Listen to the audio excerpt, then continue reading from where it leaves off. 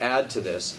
I thought I might divide it into two parts and mainly focus on the first, that being the underlying sort of structural conditions of the crisis that were brewing for a long period of time, and then the catalyst that actually kicked it off.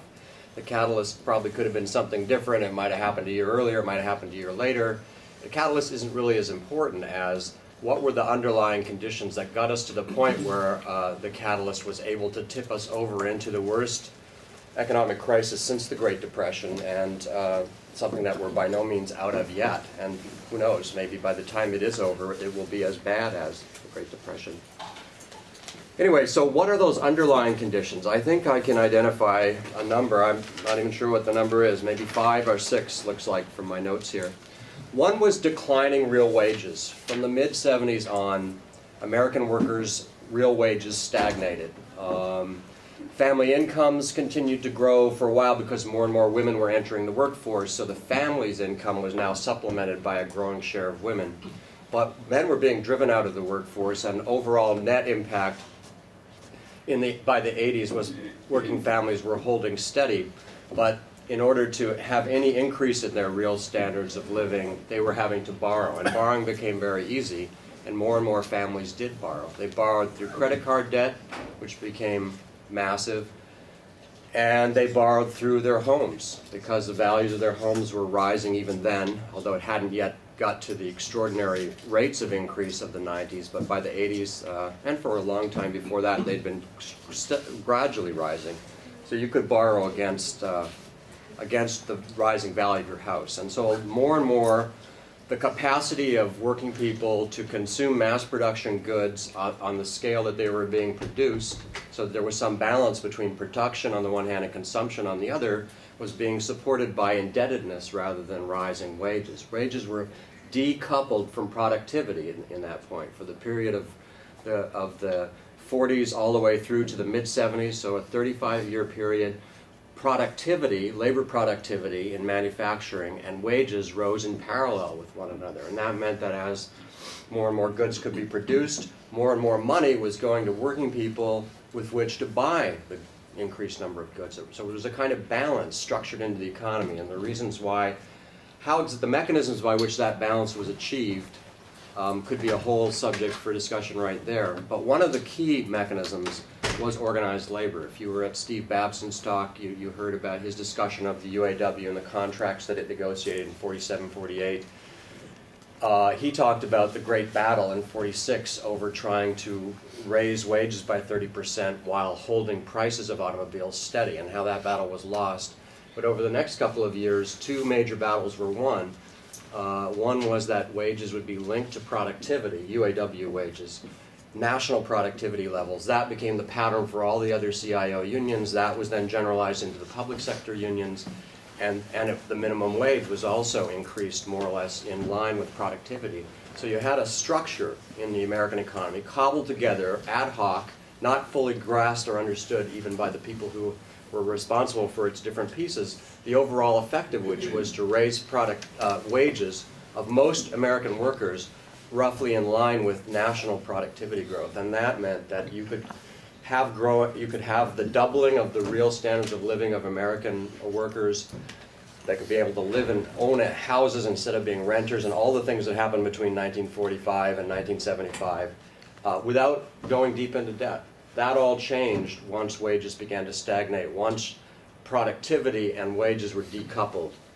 And a big part of the decoupling was the decline of unions' bargaining power, their declining capacity to keep wages rising in tandem with productivity. And that you saw that happening with the breakdown of pattern wages in one industry after another, the packing house industry, many others, the trucking industry. Some of it had to do with moving factories to the south where it was much harder to organize. Some of it had to do with deregulation in the transportation sector. A lot of it had to do with deregulation laws passed in the 70s. There were many different pieces of it. We could get into it if you were interested, but that's one piece. That means the whole economy is much more vulnerable, because if people become unemployed and they're deep in debt, they're not going to be able to, not only will they not be able to consume, but they're very soon going to start losing their homes, their other assets. They're very vulnerable, much more vulnerable than they were before. Another key factor is the shifting locations for profit maximizing opportunities. Increasingly it becomes more attractive to invest in Mexico, more attractive to invest in China, more attractive to invest in other third world production sites than in the United States if you're in the manufacturing sector. So that guts a lot of jobs, that causes the decline of many cities' industrial bases, and with it their fiscal base. And it means that in the manufacturing sector, there's going to be a lot less well-paying jobs. Meanwhile, finance is, as manufacturing becomes something that is seen as kind of passé in the United States, something that's kind of in the minds of many who advocated the policies that resulted in these outcomes, just a natural transfer of manufacturing to other parts of the world, less so-called less developed parts. Finance comes to take a more and more important role. So instead of representing 10% of all corporate profits, by the time of the crisis, if I remember correctly, something I read, they represented about 40% of all corporate profits. So more and more of American capitalism ends up being essentially finance capitalism. And that finance capitalism is behaving in a different way from what it had previously behaved in, because A, the sectors that are traditional, like banking and stock brokering, have been deregulated as a result of a series of changes. But most importantly, the abolition of the Glass-Steagall Act, which had been introduced way back in the Great Depression in the Roosevelt years that Steve was talking about, which meant that banks could start engaging in far more risky speculative behavior. Before that, they were confined to just taking deposits from people and investing them in low-risk kind of activities like mortgages that they themselves would own. So a lot of traditional institutions began to engage in much more risky behavior, from which much greater profits came, and that's why we went from 10% of all profits from finance to 40%. That makes you think, well, finance capital is the cutting edge of modern capitalism. We need to plow more money into it. I want to, graduates want to go there when they graduate from their high-profile schools. This whole dynamic gets set up where finance becomes more and more bloated. Financial capitalists are taking more and more risks in order to generate those very high profits, and it seems to pay off as long as the bubble that is involved in housing and in some other sectors as well continues. So there's that whole deregulation aspect. There's the fact that in the earlier period, corporations weren't under as much pressure to maximize profits for shareholders. They could satisfy, they could say, well, if we can get 4 or 5 percentage points above the rate of inflation, that's a reasonable and acceptable profit. That begins to change with the shareholder value movement, which is something that comes in part from as it suggests, some shareholders, also from intellectuals and academics and the economics and business schools. It basically says all these firms that have been saying, well, if we can get 4 or 5% and then pay our workers a good wage and keep the jobs here, that will be acceptable. That's acceptable. But they start getting taken over by merger and takeover operations that say, no, we can squeeze more value out of this. We can get 6 or 7 or 8% if we close down these factories, if we shift this much production to China, if we pay the workers much less, if we develop a two-tiered wage structure and all of this, we can get it up to 8 or 9. And once we can show how to do that, and some of our competitors are doing it, it's unacceptable for us to do anything less now. We're not meeting our fiduciary duties as officers of this corporation if we don't match those kind of profits. And indeed, in the long term, we'll be driven out of business by firms that are achieving those higher levels of profit making. So we simultaneously created more opportunities for profit maximizing in ways that were highly harmful to the national economy of this country and to working people within the national economy.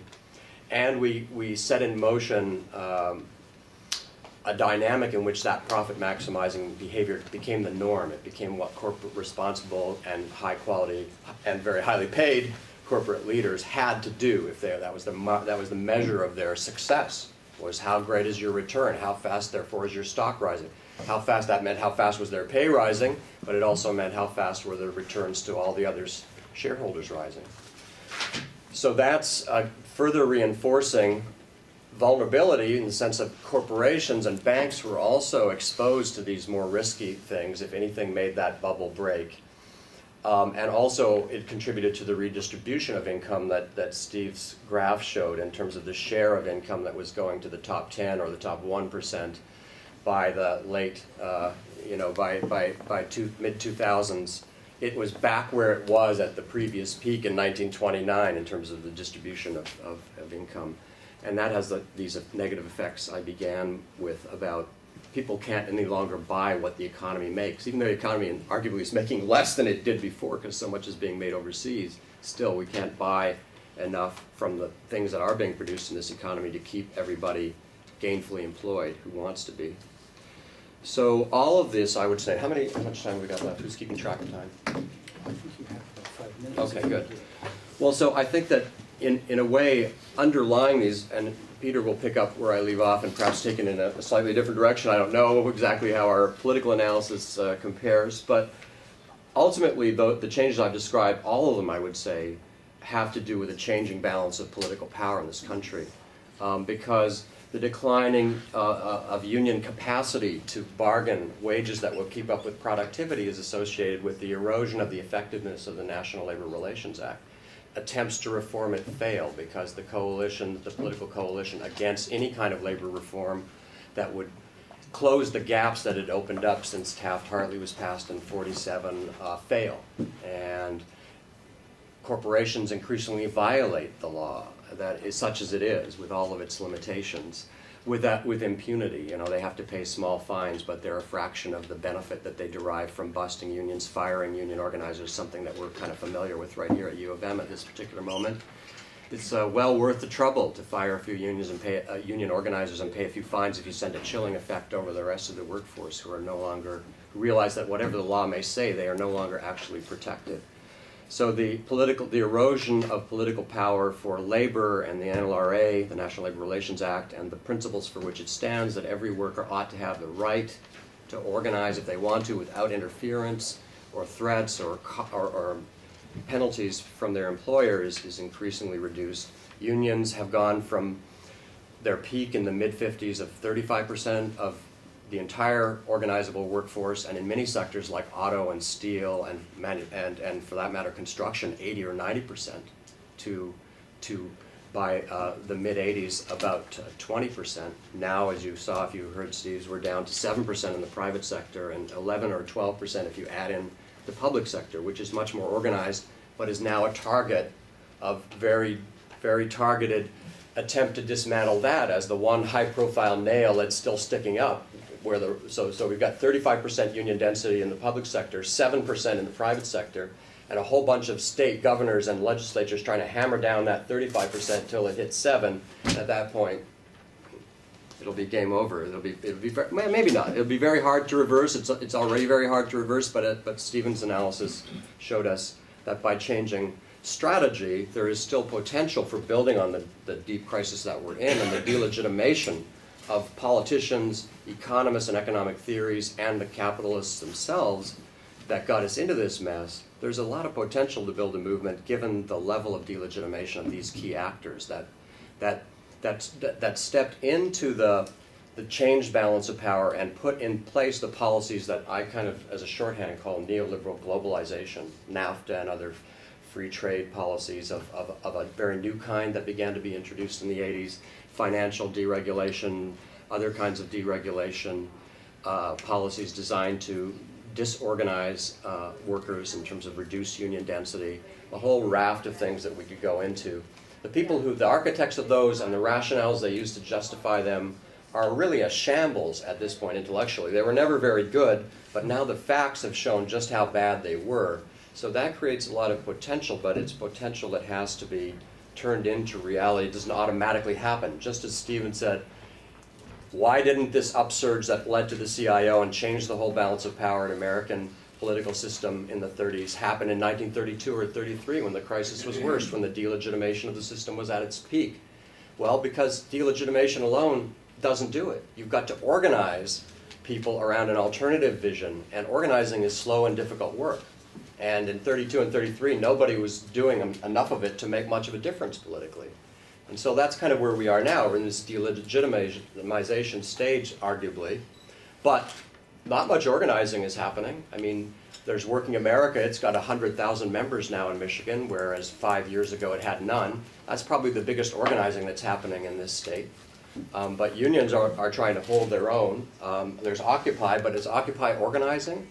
Right now, Occupy has changed the discourse. It's changed the frame. But what kind of organizing it's doing, I think, is unclear as yet. At any rate, I think that the decline of unions, and therefore of their political clout, and the civil rights movement, also, its victories, and the fact that those victories were brought about by Democrats, and the fact that the Democrats, as a result of those civil rights victories, lost the support of white working class voters, not only in the South, but in the white suburbs of our state and many other states like it, who had fled the city, who were part of the white flight out of so many industrial cities, and were very sensitive to racially framed political arguments that Nixon and every Republican from Nixon on was able to capitalize on. The combination of the costs of the victory of civil rights, which Johnson very well understood, and many others did as well, and which Johnson said it'll take a generation before we overcome the costs of these victories. Well, it turned out it's taken about 2 generations already and still ticking. That plus the decline of organized labor fundamentally shifted the balance of power in Washington and in many states, and made possible the neoliberal policies that have got us to this point. And that's probably got me to about the end of my 15 minutes.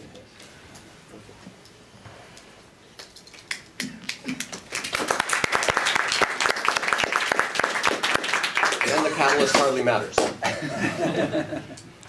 Okay, so I'm Serge Farinas. I'm a PhD student in ecology, and